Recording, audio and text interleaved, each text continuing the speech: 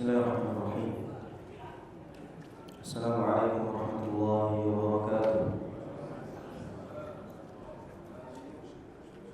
Alhamdulillahi ala ihsanihi wa syukru lahu ala taufiqihi wa amtinanihi. Wassalatu wassalamu ala asfiyaihi wa ala khairi khalqihi wa ala alihi wa ashabihi wa man sanna bi sunnatihi ila yaumil liqa'ih. Asyhadu an la ilaha illallah ta'ziman li sya'nihi wa asyhadu anna Muhammadan abduhu wa rasuluhu da'i ila ridwanihi amma ba'd. Alhamdulillah, segala puji bagi Allah Subhanahu wa taala yang dengan nikmat-Nya kita masih bisa melanjutkan ketaatan kepada-Nya. Alhamdulillahilladzi bi ni'matihi tatimmus shalihat. Sebab nikmat yang Allah limpahkan, kita masih bisa melanjutkan ketaatan. Sebab kekuatan yang Allah titipkan, kita masih mampu melanjutkan kehidupan. Dan setiap waktu yang Allah Subhanahu wa taala berikan kepada kita itu adalah amanat yang harus kita tunaikan per detiknya. Semua akan diminta pertanggungjawaban di hadapan Allah Subhanahu wa taala. Per detiknya semua bisa mengandung unsur pahala atau mengandung unsur dosa. Dan itu semua dikembalikan bagaimana kita mengolah kenikmatan yang Allah titipkan menjadi amunisi ketaatan. Dan seorang mukmin yang cerdas adalah mukmin yang mampu mengolah nikmat menjadi taat. Adalah orang yang mampu memaksimalkan nikmat sebagai penguat untuk melanjutkan ketaatannya kepada Allah Subhanahu wa taala.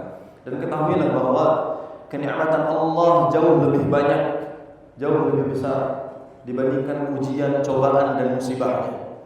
Sehingga kalau kita hari ini mengeluh gara-gara satu musibah, ada banyak nikmat yang Allah Subhanahu wa taala berikan kepada kita dan justru kita melupakannya.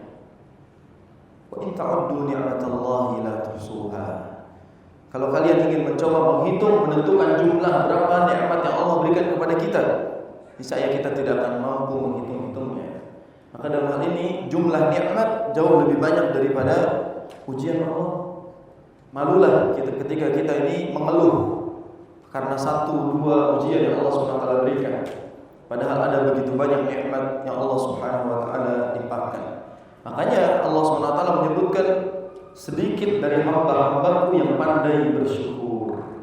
Maka mintalah kepada Allah Subhanahu wa taala agar Allah jadikan kita yang sedikit itu menjadi hamba yang pandai bersyukur. Amin ya rabbal alamin. Salawat dan salam tercurahkan kepada Nabi kita yang mulia Nabi Muhammad sallallahu alaihi wasallam, qudwatul hasanah, rahmatan lil alamin. Nabi kita sallallahu alaihi wasallam adalah teladan yang baik, yang seluruh konsep kehidupan, seluruh akhlak, seluruh perbuatan telah dicontohkan oleh beliau sallallahu alaihi wasallam.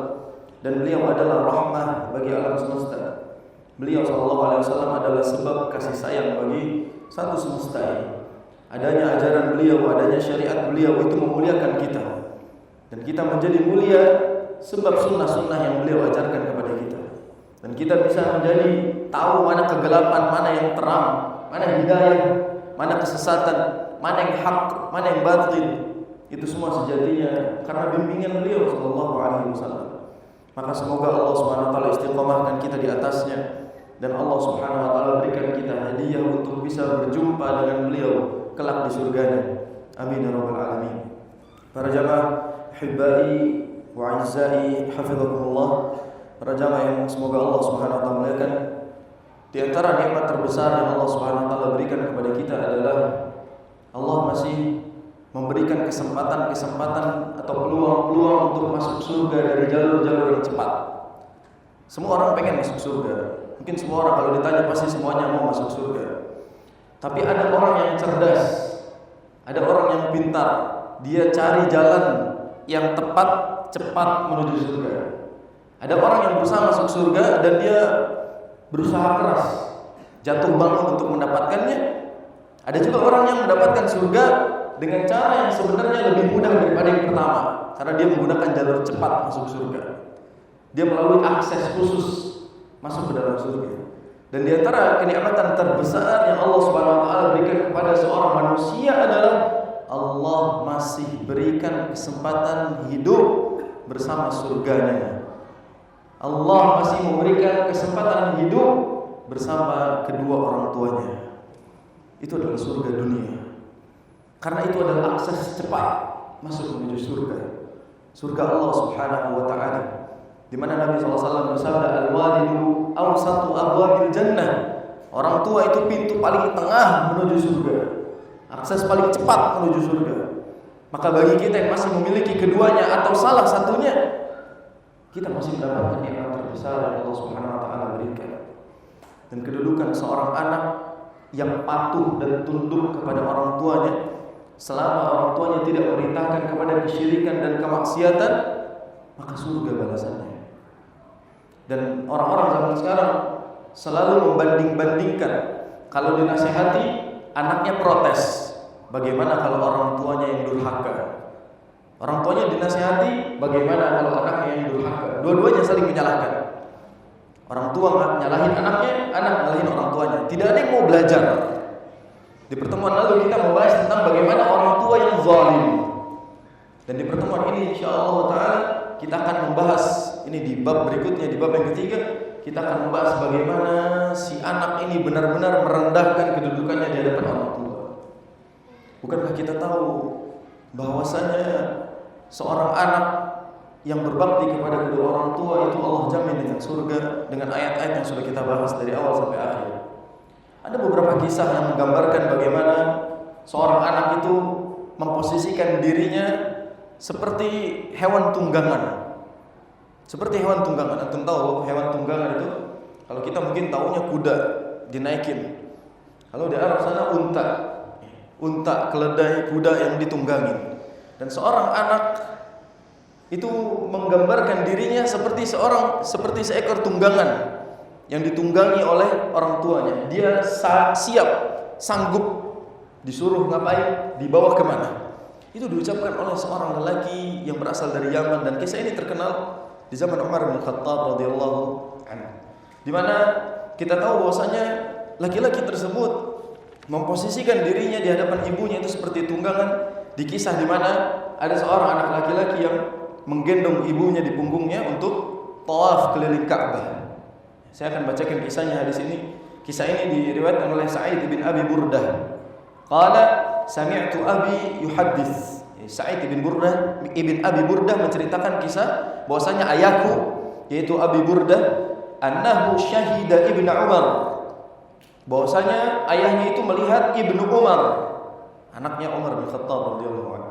Wa rajulun yamaniyun yatufu bil bait, dan seorang laki-laki yang berasal dari Yaman yang sedang tawaf di depan Ka'bah. Hamala ummahu wara'a dhahrihi, dia menggendong ibunya di punggungnya. Lalu dia mengatakan dalam sebuah syair, inni laha ba'iruhal mudhallal in udhirat rikabuha lam uz'ir. Kata beliau, sesungguhnya aku adalah binatang tunggangan ibuku. Kalau binatang tunggangan lain itu kabur dan lari, aku tidak akan lari karena aku taat kepada tuanku. Jadi si anak laki-laki ini sampai memposisikan dirinya, aku gendong ibuku nyuruh kemana aku ke situ, dan aku tidak akan menyelisih perintahnya. Sebagaimana hewan tunggangan tidak akan lari, dia lari dari tuannya atau lari dari perintah tuannya. Dan ini dia memposisikan demikian karena dia tahu bahwa kedudukan orang tua itu sangat tinggi di dalam kehidupan dia. Dan laki-laki ini bertanya kepada Ibnu Umar, ya Ibnu Umar, atau aturani jazaituha, wahai Ibnu Umar, apakah engkau melihat apa yang aku lakukan, dan apakah apa yang aku lakukan ini telah membalas jasa orang tuaku, jasa ibunya dalam hal ini? Kata Ibnu Umar apa? Qala la, tidak, wala bizafratin wahidah, walaupun bila dibandingkan dengan satu saja helaan nafas yang ibumu keluarkan pada saat melahirkanmu. Itu kalau dibandingkan bagaimana perjuangan orang tua dengan perjuangan anak yang menggendong ibunya keliling untuk Ka'bah 7 putaran. Dia sambil gendong ibunya. Antum kalau tawaf di depan Ka'bah sendiri aja itu capek ya, Pak. Kaki pegel, badan pegel, panas. Dan ini sambil gendong ibunya. Dia muterin Ka'bah dan dia siap mengantar ibunya kemanapun ibunya mau. Ini bukti bahwasanya dia sedang berusaha ingin membalas jasa kedua orang tuanya. Pertanyaan besarnya adalah, Apakah kita bisa membalas jasa mereka? Apakah kita bisa melakukan perbuatan yang setara dengan perbuatan mereka? Merawat mereka sebagaimana mereka merawat kita. Perhatikan sabda Nabi SAW yang satu ini. Hadis dari Abu Hurairah radhiyallahu anhu. An Nabi SAW qala la yajzi waladun walidahu. Seorang anak tidak akan mampu membalas jasa orang tuanya. Seorang anak takkan pernah mampu setara melakukan perbuatan yang setara dengan perbuatan kedua orang tuanya untuk mereka. Illa an yajidahu mamlukan fayashtariyahu fayu'tiqahu. Kecuali orang tuanya budak, lalu anak ini membeli orang tuanya. Orang tuanya budak, anak ini membeli orang tuanya lalu memerdekakannya.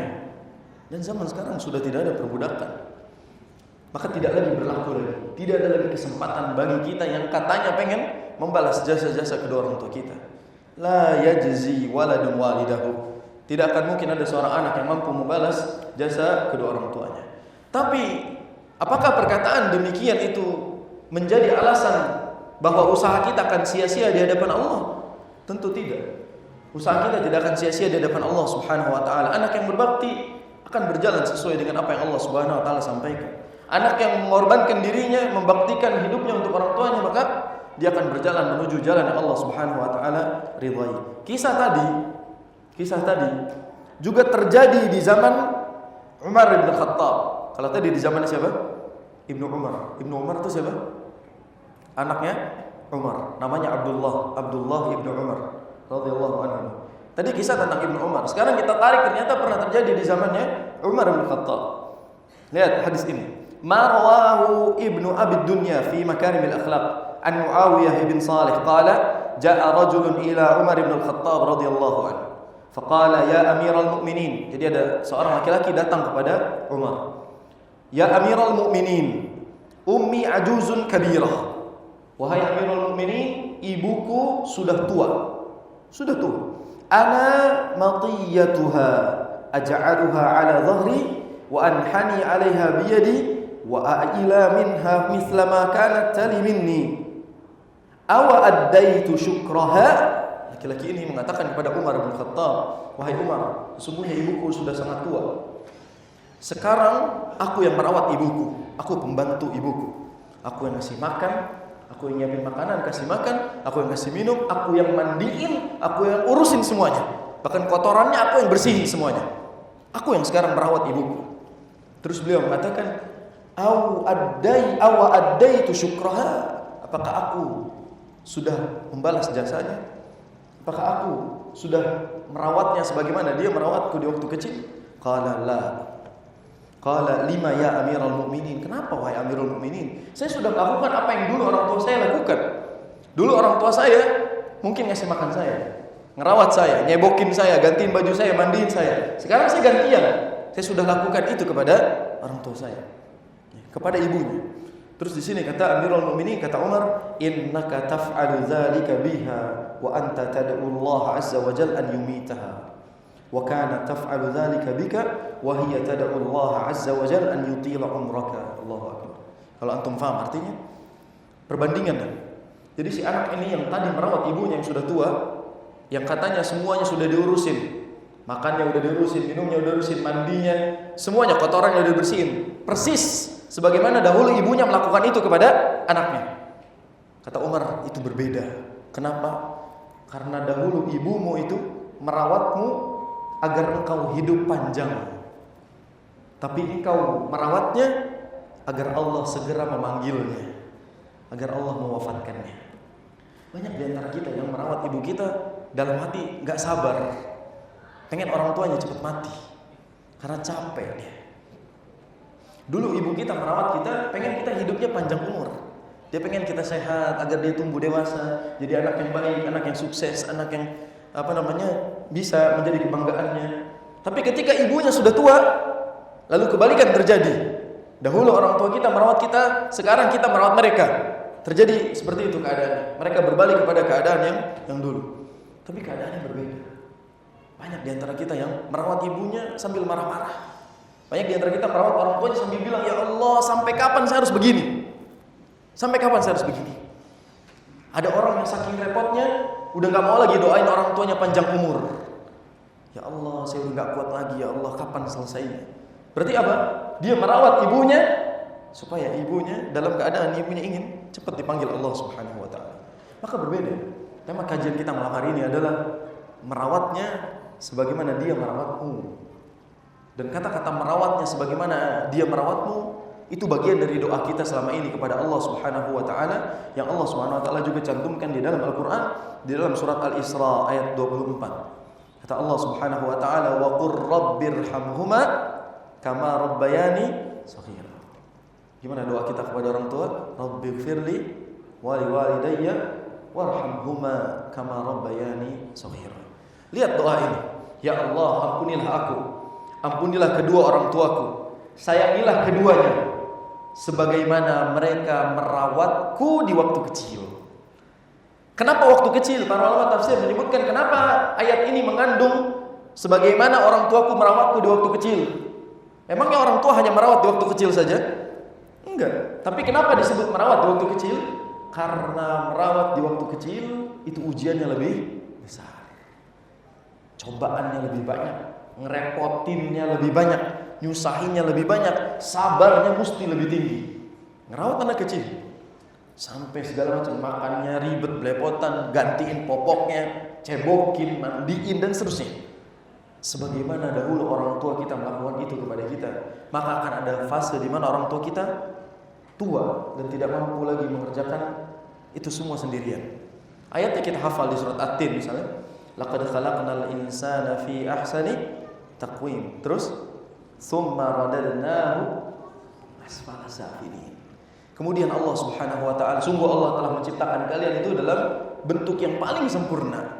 Kemudian Allah akan kembalikan kalian kepada fase yang paling bawah, yaitu Allah Subhanahu wa taala akan mengembalikan kita pada keadaan awal kita. Jadi dari anak-anak sampai nanti tua, dan di titik tua kita akan balik lagi seperti anak-anak. Itu makna asfala safilin. Kita akan kembali kepada posisi yang masih kecil. Dan kita akan menua, kita akan di posisi itu. Mungkin kita akan merepotkan anak-anak kita. Kita akan membuat mereka itu harus sabar merawat kita. Tapi begitulah kehidupan. Dan Allah Subhanahu wa taala memerintahkan kita merawat mereka sebagaimana mereka telah merawat kita di waktu kecil. Dahulu mungkin anak-anak ketika dirawat bertanya dengan satu pertanyaan diulang lagi, maka nanti orang tua kita akan bertanya demikian. Dia akan bertanya dengan satu pertanyaan yang diulang lagi, dan dia tidak sadar. Ini kejadian jamaah. Bahwa kadang-kala kita itu marah. Bapak nanyanya itu mulu perasaan. Kemarin udah nanya itu. Kemarin nanya lagi, sekarang nanya lagi. Ngomel. Padahal dulu kita waktu kecil kita bertanya satu hal berulang-ulang. Dan orang tua kita menjawab kita dengan sangat perlahan. Diulang jawabannya. Itu akan terjadi lagi. Dan itu yang akan kita hadapi di fase di mana kita harus merawat orang tua kita sebagaimana mereka merawat kita di waktu kecil. Dan keberkahan seseorang yang sedang merawat orang tuanya di masa tua, sebagaimana dahulu orang tua merawat dia di masa kecil, itu balasannya surga jamaah. Anda akan bacakan beberapa riwayat nanti setelah ini. Tidak ada balasan yang lebih pantas bagi orang yang sedang ada di fase itu kecuali surga. Banyak orang yang gak tahan di fase ini. Banyak orang yang akhirnya melempar orang tuanya ke panti jompo, dianterin orang tuanya. Banyak kisah orang tua yang di panti jompo itu bercerita bahwa awalnya saya tidak ditaruh di sini. Saya ini diajak main doang ke tempat ini, disuruh lihat-lihat. Terus tiba-tiba anak saya pulang, bilangnya pulang sebentar, nanti balik lagi. Ternyata dia tidak balik lagi. Tinggal orang tuanya. Astagfirullah. Enggak ditelepon lagi, enggak diurusin lagi, enggak dianggap. Bahkan ada yang dianterin ke panti jompo sambil bilang, "Ini saya kasih ibu saya berlepas diri dari ibu saya. Udah, saya enggak bisa lagi merawat ibu saya enggak kuat lagi, saya sibuk." Jemaah, satu ibu mampu merawat 10 anak. Tapi 10 anak belum tentu bisa merawat satu ibu. Belum tentu. Satu ibu dengan kekuatan yang Allah SWT berikan kepadanya dengan kasih sayang yang sangat besar, itu mampu merawat 10 anak. Sehat-sehat, sukses, kaya, udah gede, udah sukses semuanya. Tapi begitu mereka sukses, 10 anak ini tidak mampu merawat satu ibu. Itu yang berat. Sampai akhirnya mungkin ibu itu wafat dalam keadaan tidak diketahui oleh anak-anaknya. Ada anak yang pulang pada saat dapat kabar bendera kuning ada di rumahnya aja. Nggak pernah pulang lagi. Dia pikir setelah dia menikah dan punya keluarga dan jadi orang tuanya bisa ngurus dirinya sendiri. Padahal semakin kita dewasa, karir kita semakin tinggi di fase itu, orang tua kita semakin melemah, jemaah. Kita yang semakin dewasa, kita yang semakin tua, kita yang semakin jaya, kesuksesan kita semakin nampak, dan orang tua kita ada di fase menurun. Kebalikannya, kita naik, mereka turun. Seharusnya di fase mereka turun, kita yang merawat mereka. Kadang-kala kita ini sodor-sodoran ngurusin orang tua. Orang tua misalnya punya 5 anak, jemaah, punya 5 anak. Anak pertama, kedua, ketiga, keempat, kelima, semuanya udah nikah. 1, 2, 3, 4 sudah nikah lah ya. Yang keempat perempuan, dia belum nikah. Dia masih tinggal sama orang tuanya. Apa yang dilakukan oleh semuanya? Nyuruh anak perempuan yang merawat orang tuanya. Selalu begitu kehidupan kita. Selalu dilempar kepada anak terakhir perempuan untuk merawat orang tuanya. Memangnya yang mau masuk surga itu dia doang apa kita semua? Kita semua pengen masuk surga. Kadang-kala misalnya semuanya sudah berkeluarga, orang tuanya misalnya di kampung sendirian, karena misal ayahnya sudah meninggal, sisa ibunya saja. Gak ada yang mau merawat ibunya. Ibunya bilang, saya mau ke Jakarta ya, mau ke rumah anak yang pertama. Kata anak yang pertama, gak bisa bu, rumah saya sempit, saya masih ngontrak, gak bisa. Akhirnya ibunya bilang ke anak yang kedua, saya mau ke rumah boleh gak? Gak bisa bu, saya sibuk, anak-anak segala macam, pusing dengan urusan. Ketiga gak bisa juga, keempat gak bisa, kelima gak bisa juga. Gak ada yang mau nerima orang tuanya. Lalu orang tuanya hanya merenung dengan mengatakan, dahulu aku bisa mengurus mereka semua, dan hari ini mereka semua tidak ada yang mampu mengurus diriku. Itu adalah perkataan yang paling hina yang diucapkan oleh seorang ibu karena perbuatan anak-anaknya. Lihat doa-doa ini. Saya akan menyampaikan beberapa doa yang mana di sini Nabi SAW dan para sahabatnya itu seringkali mengungkapkan doa-doa ini. Dan doa-doa ini berkaitan dengan apa? Bagaimana anak itu dirawat di masa kecil dan bagaimana orang tuanya itu dirawat oleh mereka di masa tuanya.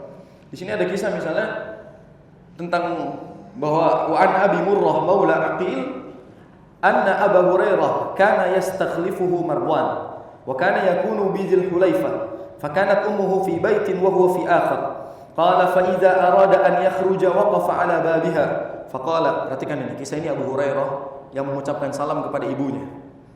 Faqala assalamu alayki ya ummatahu wa rahmatullahi wa barakatuh. Lihat salamnya, assalamu alayki ya ummatahu wa rahmatullahi wa barakatuh. Keselamatan bagimu wahai ibundaku yang tercinta, dan semoga rahmat dan keberkahan menyertaimu. Dan ibunya menjawab, perhatikan jawaban ibunya, wa alaikassalam ya bunayya wa rahmatullahi wa barakatuh. Dan keselamatan juga bagimu wahai ananda, anakku tercinta, dan juga rahmat dan keberkahan Allah Subhanahu wa taala yang menyertaimu. Fayaqulu, lalu Abu Hurairah mengatakan kepada ibunya, rahimakillahu kama rabbaitini shaghira. Semoga Allah merahmatimu sebagaimana engkau telah menyayangiku, merawatku di waktu kecil. Lihat kata Abu Hurairah, wahai ibuku, semoga Allah merahmatimu sebagaimana engkau merawatku di waktu kecil. Balasan ibunya yang paling penting. Fataqul rahimakallahu kama barartani kabira. Semoga Allah juga merahmatimu sebagaimana engkau telah berbakti kepadaku di waktuku sudah tua. Allahu Akbar. Jadi ucapan seorang anak kepada ibunya, wahai ibu, semoga Allah merahmatimu yang telah merawatku di waktu kecil. Lalu ibunya menjawab, semoga juga rahmat Allah menyertaimu yang telah merawatku di masa tua. Indah jemaah. Bagaimana kejadian itu di dua fase yang berbeda. Yang satu rabbaitini shaghira, yang satu barartani kabira. Dulu orang tua kita merawat kita di waktu kecil, sekarang kita merawat mereka di waktu tua. Itu yang terucap dari lisan antara Abu Hurairah dengan ibunya. Pernah antum ngomong kayak gitu ke ibu antum jemaah? Pernah? Keburu meninggal ya? Keburu meninggal kadang-kadang. Telat. Kita tahu ini telat. Sekarang pengen ngomong kayak gitu ke kuburan gak ada yang nyaut jemaah. Udah sia-sia. Dan kesempatan itu sudah pergi begitu saja. Yang tersisa hanya berdoa doang, ya Allah ampuni aku. Ampuni aku yang belum maksimal berbakti kepada kedua orang tuaku. Ampuni aku yang mungkin sampai wafatnya kedua orang tua aku belum bisa membahagiakan keduanya. Itu doang yang bisa kita lakukan. Lihat bagaimana para sahabat seperti itu kepada kedua orang tuanya. Tsumma idza arada an yadkhula sana'a mislahu. Abu Hurairah itu seperti itu ketika mau masuk rumah dan keluar rumah. Allahu Akbar. Itu adalah sikap yang luar biasa yang dilakukan oleh para sahabat. Wa min birrihi biha radhiyallahu anhuma annahu kullama kharaja min baitihi waqafa ala babiha faqala assalamu alayki ya ummatah wa rahmatullahi wa barakatuh yulqi salam kamilan wa yunadiha bihadhihi almunadah aljamilah. Ini pelajaran bahwasanya ucapkan salam kepada orang tua itu yang lengkap plus panggil dengan panggilan yang paling sayang. Panggil kesayangan kepada ibunya. Kadang-kala kita itu salam disingkat jamaah. Orang zaman sekarang tuh malas. ASS atau dengan Assalamualaikum WRWB. Entah siapa yang ngajarin jemaah. Jangan disingkat salam itu. Doa ini gak usah disingkat-singkat. Kita semua doa disingkat, Masya Allah. Rasulullah Saw, Abu Bakar Ra, apa? Nabi Musa As. Kita menyingkat-nyingkat semua itu. Padahal kita bisa menulisnya secara sempurna. Maka ucapkan itu secara sempurna. Ini bukti kalau kita misalnya ngecat ibu kita yang memulai Assalamualaikum warahmatullahi wabarakatuh. Wahai ibuku yang tercinta, wahai ibuku yang aku sayangi, wahai ibuku yang paling cantik. Itu kayak itu panggilan kepada ibunya. Lalu di sini menandakan bahwasanya wal ummu summiyat umman li'annaha aslul walad, fa huwa far'un minha wa ummu syai'i asluhu. Dan disebut sebagai ibu disebut sebagai karena itu adalah asal. Artinya asal. Jadi al-um itu artinya asal. Dan ibu dipanggil al-um karena dia asal adanya kita. Asal usul adanya kita sebagai anak. Dan wa ilqa'us salam kamilan mustahab fi haqqin kulli muslim. Dan mengucapkan salam itu hukumnya sunnah kepada semua muslim, apalagi kepada orang tua. Dan biasakan seperti itu. Mohon maaf jemaah, ana sekarang melihat kejadian bahwa ketika kita telepon, orang lebih sering ngomong halo daripada assalamualaikum. Begitu halo, langsung apa kabar? Tapi nggak ada assalamualaikumnya. Maka assalamualaikum ini mulai hilang di dalam kehidupan kita sekarang. Maka biasakan ketika kita telepon kita sebutkan assalamualaikum warahmatullahi wabarakatuh. Atau ketika ada orang mengucapkan salam kepada kita, maka jawab dengan ucapan yang lengkap, yang sempurna. Karena kaidahnya mengucapkan salam itu hukumnya apa? Sunnah. Menjawabnya wajib. Wajib itu ada dua. Wajib ain dan wajib kifayah. Fardu ain itu wajib buat setiap individu. Tapi kalau kifayah wajibnya bagi sebagian saja. Saya kasih contoh. Kalau misalnya saya mengucapkan salam kepada satu orang namanya Muhammad misalnya. Saya bilang assalamualaikum warahmatullahi wabarakatuh ya Muhammad. Maka Muhammad hukumnya fardu ain menjawab salam saya. Tapi kalau saya mengucapkan salam assalamualaikum warahmatullahi wabarakatuh kepada semua jamaah, apa hukumnya? Fardu kifayah. Maka antum boleh menjawab sebagian saja. Tapi kalau antum semua yang hadir di sini nggak jawab salam saya, dosa semuanya. Yang jawab 5 orang, 10 orang udah cukup. Itu sudah menunaikan kewajiban salam. Nah, kita kembali lagi pada pembahasan bagaimana seorang anak itu harus merawat ibunya sebagaimana mereka merawat anak-anak itu di waktu kecil. Fakana radhiyallahu anhu yad'u bihadhihi ad-da'wah bilafdhiha kama waradat fil Qur'an. Sejatinya Abu Hurairah itu mencontohkan lafaz ini sesuai dengan apa yang Allah Subhanahu wa taala firmankan di dalam Al-Qur'an. Apa ayatnya? Tadi sudah kita baca bahwa wakhfid lahuma janahadz-dzulli minar rahmah, rendahkan dirimu di hadapan orang tuamu, wa qur rabbirhamhuma kama rabbayani shaghira, dan katakanlah rabbirhamhuma, ya Allah sayangilah keduanya. Lihat, irhamhuma. Makanya tadi doanya apa? Rahimakillah. Semoga Allah menyayangimu. Rahimakillah. Kalau bapak berarti rahimakallah. Rahimakallah, rahimakillah. Itu berarti sesuai dengan tuntunan Al-Qur'an. Kama rabbayani shaghira. Makanya tadi dikatakan apa? Rahimakillah kama rabbaitani shaghira. Semoga Allah menyayangimu wahai ibuku sebagaimana engkau telah merawatku di waktu kecil. Begitu juga sebaliknya. Saya akan sampaikan satu kisah lagi dari Abi Hazm. Anna Aba Murrah maula Ummi Hani ibnati Abi Talib akhbarahu annahu rakiba ma'a Abi Hurairah. Kisah tentang Abu Hurairah lagi lihat. Radhiyallahu anhu. Ila ardihi bil aqiq fa idza dakhala ardahu saha bi a'la sautihi. Abu Hurairah itu berteriak sambil bilang, "Alaikis salam wa rahmatullahi wa barakatuhu ya ummatah." Semoga keselamatan, semoga rahmat, semoga keberkahan menyertaimu wahai ibundaku tercinta. Lalu ibunya membalas sambil teriak, "Wa alaikas salam wa rahmatullahi wa barakatuh." Dijawab salamnya. Wa yaqulu, lalu Abu Hurairah mengatakan, "Rahimakillah." Semoga Allah merahmatimu. Rabbaitini shaghira. Semoga Allah selalu merahmatimu wahai ibuku karena engkau telah merawatku di waktu kecil. Lalu kata ibunya apa? Ya bunayya, wahai ananda. Jadi bunayya itu panggilan buat anak kesayangan. Ya bunayya sebagaimana panggilan Nabi Ibrahim kepada Ismail. Atau panggilan Nabi Ibrahim kepada ayahnya, ya abati. Ya abati itu panggilan kesayangan. Kalau ibunya ummata abati. Kalau kepada anak berarti ya bunayya. Terus kata ibunya apa? Ya bunayya wa anta fajazakallahu khaira wa radiya anka kama barartani kabira. Perhatikan ya, hadis ini riwayat Bukhari. Betapa ridhonya ibunya Abu Hurairah dengan berkata, ya bunayya, wahai ananda, wa anta fajazakallahu khaira. Semoga Allah membalas kebaikanmu dengan kebaikan. Wa radiya anka, dan Allah ridho kepadamu. Kama barartani kabira, sebagaimana engkau telah merawatku di masa tua. Kalau ibu udah ngomong gini, kira-kira balasannya apa, Pak? Surga. Ridho Allah fi ridhal walidain. Ridhonya Allah Subhanahu wa taala ada pada ridho orang tuanya. Dan orang tuanya sudah ridho seperti ini kepada anaknya, maka yang tersisa antara Abu Hurairah dengan surga Allah Subhanahu wa taala hanyalah kematian. Dan itu adalah jaminan bagaimana Allah Subhanahu wa taala menggambarkan banyak sekali bukti-bukti para sahabat itu amat berbakti kepada kedua orang tuanya dan mereka benar-benar mendapatkan ridha itu dari orang tuanya. Terakhir mungkin saya akan bahas beberapa bentuk pengaplikasian merawat orang tua yang sudah tua dengan perbandingan merawat anak ketika masih kecil. Di antara bentuk berbakti kepada orang tua yang sudah tua, Pak, ini harus kita catat. Yang pertama adalah tidak putus komunikasi. Kalau kita tidak bisa pulang setiap hari, maka jangan putus komunikasi. Jangan sampai kita tidak pernah mengirimkan pesan, menelpon, atau sekarang ada lagi video call. Itu jangan sampai kita putus komunikasi. Yang kedua, jangan sampai tidak ada jadwal pulang. Wajib ada jadwal pulang. Bikin komitmen. Ana dari dulu, Pak, punya jadwal khusus. Setiap bulan Ana pulang sekali. Makanya setiap pekan ketiga Ana nggak ada jadwal kajian di Jakarta. Jadwal kajian Ana di rumah. Jadi Ana pulang ke rumah untuk ketemu orang tua.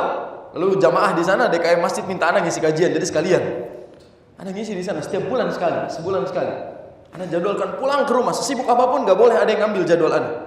Bahkan ketika Ana pulang di pekan ketiga, pulang ke rumah, lalu orang tua misalnya ngajak pergi untuk makan-makan atau selebihnya ngajak kita pergi jalan-jalan, saya cancel kajiannya. Kenapa saya katakan saya cancel kajiannya? Ini waktu buat orang tua saya. Kajian itu nomor 2. Dakwah itu nomor 2. Itu orang tua yang pertama. Jadwalkan pulang, hadirin. Jangan sampai kita tidak ngasih space waktu untuk pulang bertemu kedua orang tua kalau mereka masih ada. Yang ketiga, di antara cara merawat mereka adalah mengajak mereka tinggal bersama kita. Bukan kebalikannya. Kita yang ngerengek minta tinggal sama mereka karena mereka sudah punya rumah duluan. Mereka yang kita ajak tinggal bersama kita. Dan ketika tinggal sama kita, jangan jadikan mereka pembantu, hadirin. Jangan jadikan orang tua sebagai pembantu. Begitu nyampe rumah kita, dia yang nyapu, dia yang ngepel, dia yang masak, dia yang jaging anak. Jadi pembantu, subhanallah. Dan sering sekali saya ulang di sini bahwasanya banyak orang tua yang diajak sama anaknya ke Jakarta dan di Jakarta suruh ngurus anaknya, ngurus cucunya. Ini musibah. Kita rawat dia, kita jaga dia, kita yang maksimal merawatnya.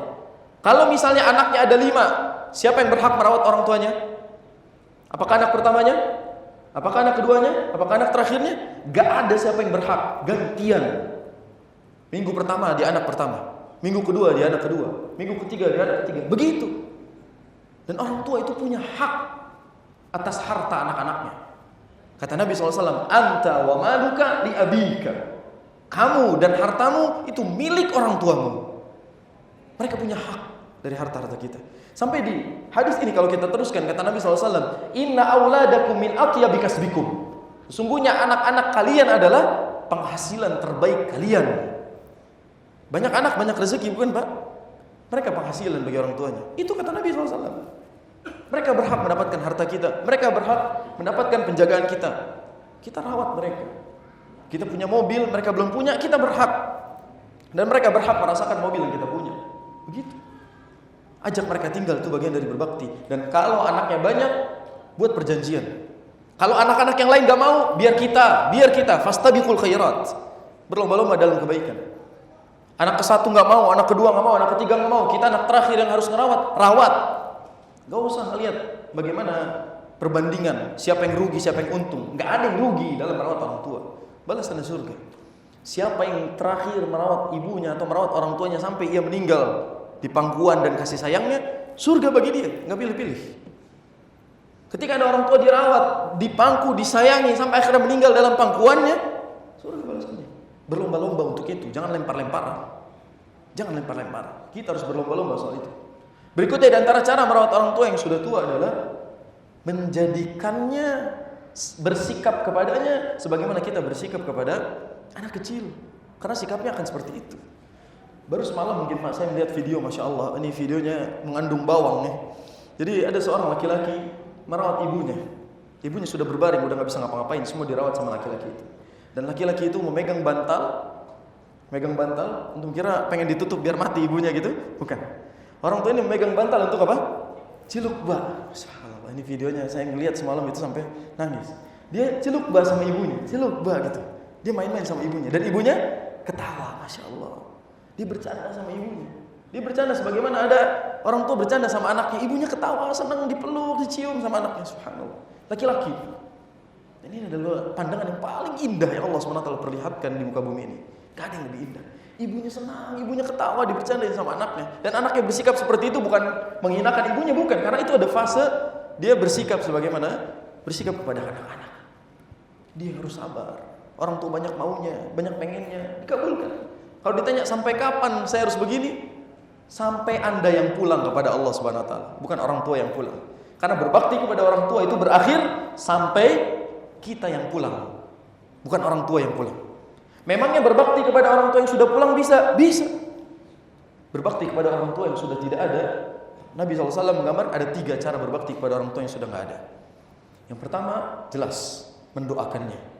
Kita harus terus beristighfar kepada Allah Subhanahu wa taala, Rabbighfirli wa liwalidayya, terus doakan orang tuanya. Berdoa itu enggak mesti di kuburannya, enggak mesti di makamnya, enggak mesti menziarahinya. Berdoa di tempat kita nyampe kepada Allah Subhanahu wa taala. Kita berdoa di tempat kita setiap habis salat untuk orang tua kita, beristighfar, nyampe. Sampai dalam hadis kata Allah Subhanahu wa taala, Allah Subhanahu wa taala itu memasukkan 2 orang tua ke dalam surga yang paling mulia. Dan orang tua itu berkata kepada Allah, "Ya Allah, bagaimana mungkin saya bisa ada di posisi ini? Saya dulu nggak soleh-soleh amat. Dulu amalan saya sedikit, ya Allah. Kok saya bisa masuk surga di sini?" Apa kata Allah Subhanahu wa taala? Istighfar anakmu yang mengangkat derajatmu. Jadi kalau pengen orang tuanya naik ke derajat yang tinggi, istighfar terus untuk mereka. Berdoa terus. Dan di antara investasi yang terbaik adalah anak yang tidak pernah berhenti berdoa untuk orang tuanya. Maka doakan terus orang tua kita yang sudah tidak ada. Yang kedua, di antara cara berbakti kepada orang tua yang sudah tidak ada adalah beramal atau beribadah yang tujuan pahalanya untuk mereka. Ini disebut sebagai shadaqatun jariyah atau ibadatun jariyah. Ibadah yang pahalanya mengalir kepada mereka. Gimana? Kita misalnya beli Al-Quran banyak, ditaruh di pondok Al-Quran. Nanti Al-Qurannya dibaca terus sama santri-santri, maka pahalanya nyampe kepada orang tua yang sudah tidak ada. Atau masjid ini butuh sajadah, dibuka donasi. Kita kasih donasi dengan niat pahalanya buat orang tua yang sudah tidak ada. Maka selama sajadah ini diinjak untuk ibadah, pahalanya sampai buat orang tuanya. Terus mengalir begitu. Atau misalnya kita mau umroh, kita badalkan niatnya atas nama orang tua, maka pahala umrohnya sampai buat orang tuanya. Yang sampai itu pahalanya, bukan amalannya. Yang sampai pahalanya. Di mana pahalanya itu sampai di hadapan Allah Subhanahu wa taala yang kita lakukan. Dan cara berbakti yang ketiga yang sering dilupakan oleh anak adalah menyambung kekerabatan orang tuanya. Ini yang sering dilupakan. Jadi bapak dulu punya teman, bapak dulu punya kerabat, bapak punya sahabat, itu kita jalin kekerabatan dengannya. Teman bapak dulu harus kita silaturahim sekarang. Kita datangin, kita temuin, kita kasih hadiah. Kita sambung dulu apa yang bapak kita lakukan kepada mereka. Bapak kita aktif di masyarakat, kita harus aktif di masyarakat. Melanjutkan apa yang dilakukan oleh orang tua kita. Itu bentuk bakti kepada mereka yang sudah tidak ada. Maka mungkin dengan ini berakhirlah bab berbakti kepada orang tua. Walaupun masih panjang, nanti kita bahas sedikit-sedikit secara ringkas. Karena kitab ini membahas 2 bab berbakti kepada orang tua. Bab 2, bab 3. Dan bab yang keempat itu bahas tentang uququl walidain, yaitu durhaka kepada kedua orang tua. Ala kulli hal, kita memang tidak bisa membalas jasa mereka, namun kita bisa merawat mereka semaksimal mungkin. Dan rawatlah mereka sebagaimana mereka telah merawat kita di waktu kecil. Jadi kita sampaikan bahwasanya Abu Hurairah adalah figur di mana dia berhasil berbakti kepada kedua orang tuanya sambil mengucapkan rahimakillah. Semoga Allah Subhanahu wa taala menyayangimu wahai ibuku yang telah merawatku. Dan ibunya menjawab, rahimakallah, dan Allah Subhanahu wa taala juga semoga merahmatimu wahai anakku yang telah merawatku di waktu tua. Dan kejadian ini adalah hasil dari perjuangan baktinya Abu Hurairah kepada ibunya. Dan perlu kita ketahui bahwasanya dahulu ibunya Abu Hurairah itu kafirah, musyrikah. Dia belum masuk Islam. Dan di antara sebab ibundanya Abu Hurairah itu masuk Islam adalah dakwahnya Abu Hurairah, perbuatannya Abu Hurairah. Jadi gara-gara Abu Hurairah berbakti, mengajak dengan akhlak dan mendoakannya, Allah SWT berikan hidayah kepada ibunya. Ini PR bagi anak yang punya orang tua yang masih non-Islam. Jangan tergesa-gesa dalam berdakwah sehingga mengatakan, ya sudah, kalau kamu masuk Islam, kamu bukan lagi ibuku misalnya, kamu bukan lagi bapakku. Tidak seperti itu cara dakwahnya. Ada step-step yang dilakukan, dan ini dilakukan oleh Abu Hurairah. Ini dilakukan oleh beliau. Bahkan beliau mengatakan sendiri, kuntu ad'u ummi ilal Islam wa hiya musyrikah. Aku dulu mendakwahi ibuku untuk masuk Islam pada saat ibuku masih musyrik. Fada'autuha yauman, lalu aku mengajaknya, fa asma'atni fi Rasulillah sallallahu alaihi wasallam ma akrahu. Awalnya benci ibunya. Ibunya meninggalkan dia, ibunya enggak suka sama keislamannya Abu Hurairah, sampai Abu Hurairah nangis kepada Rasul. Sambil bilang, "Ya Rasulullah, inni kuntu ad'u ummi ilal Islam fata'ba alayya." Sungguh aku ini berdoa agar mengajak ibuku masuk Islam, tapi ibuku malah berpaling dariku. Tolong doakan ibuku agar masuk Islam. Lihat doanya. Kata Nabi SAW, Allahumma hdi ummi Abi Hurairah. Ya Allah, berikanlah petunjuk kepada ibunya Abu Hurairah. Dan doanya Rasul SAW itu tidak semata-mata dijawab tanpa sebab. Allah menjawab doanya Rasul karena sebab akhlaknya Abu Hurairah kepada ibunya. Bagaimana Abu Hurairah menjaga ibunya dengan sangat baik sampai akhirnya ibunya luluh dan diberikan hidayah oleh Allah Subhanahu wa taala. Maka ini pesan bagi kita, tetap berakhlaklah kepada orang tua yang mungkin berbeda keyakinan dengan kita. Berbakti kepada mereka, tetap rawat mereka di masa tuanya.